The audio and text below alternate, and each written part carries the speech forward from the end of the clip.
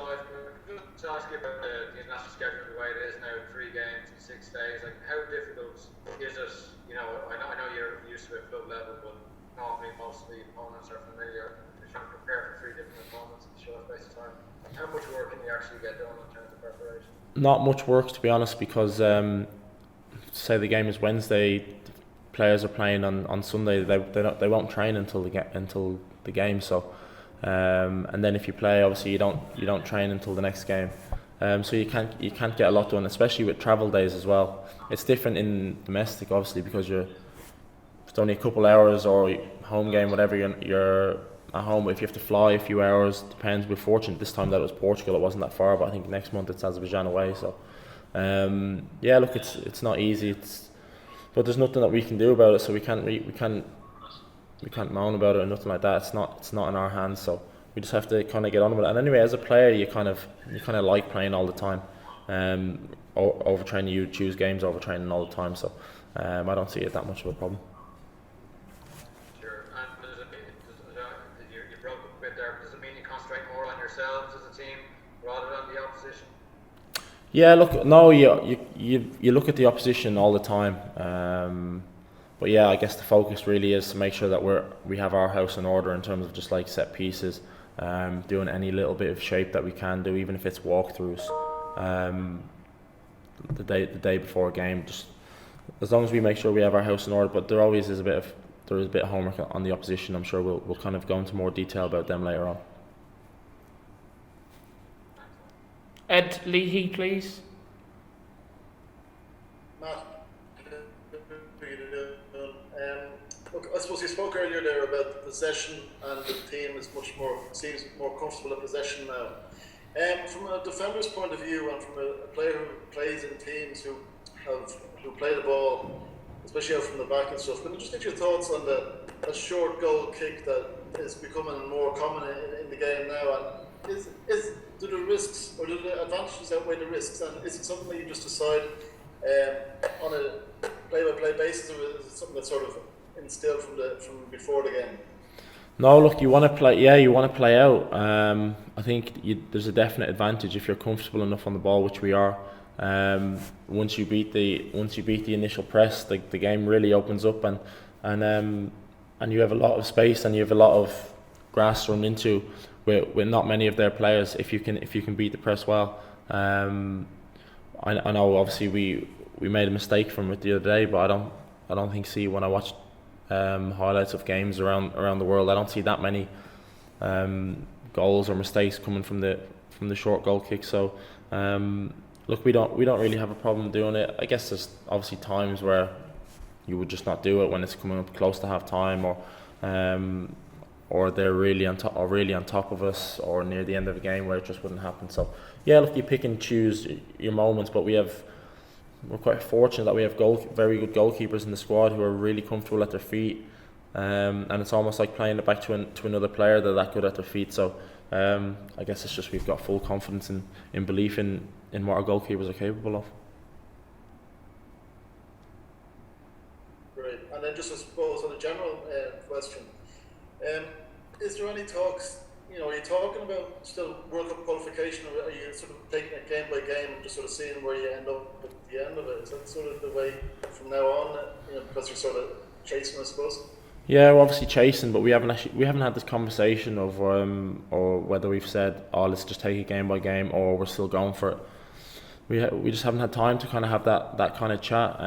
Look, we obviously know if we had beaten Portugal today, it would have gotten us right back in the group.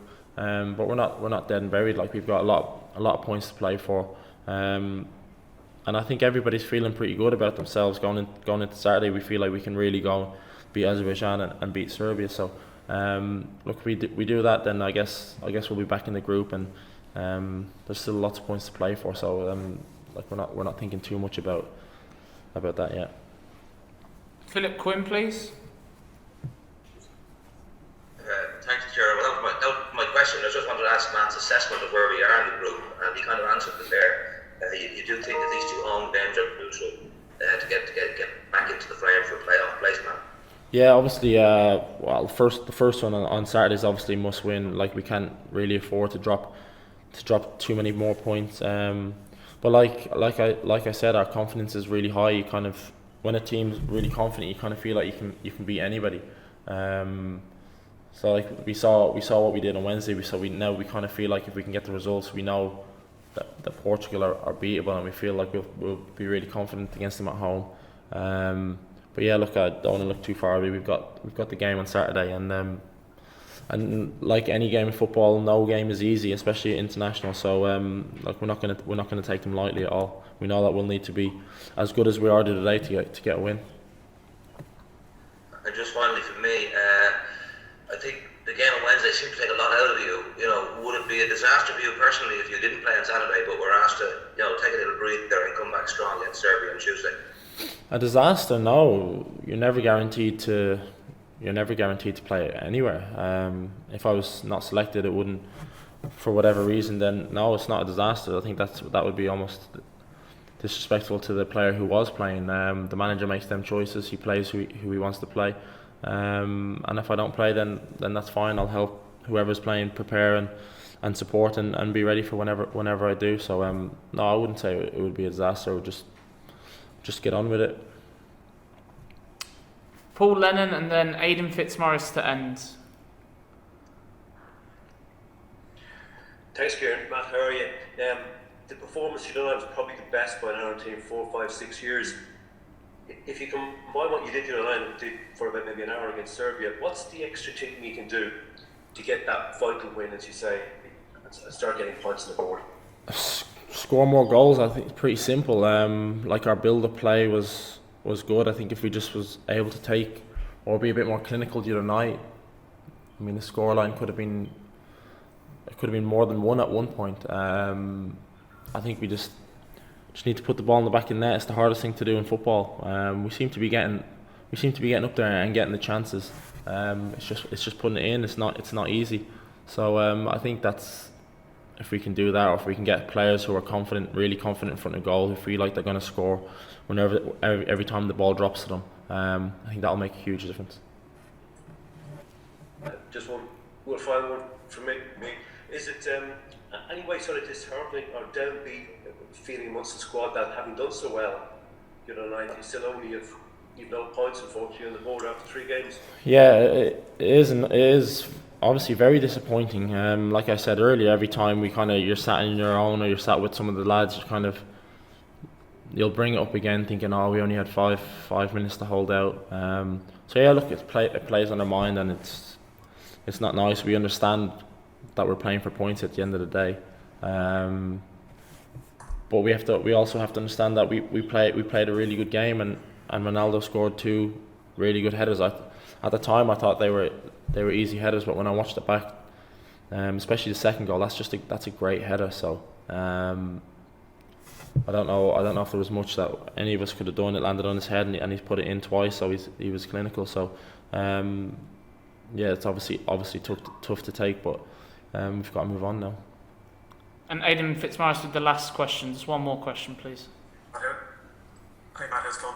You touched on it earlier, I just want to ask you again, the challenge of the difference between Portugal, where you know some of those players who played with them, you played against a lot of them, you know them from the Champions League, Azerbaijan, where you don't know anything about them.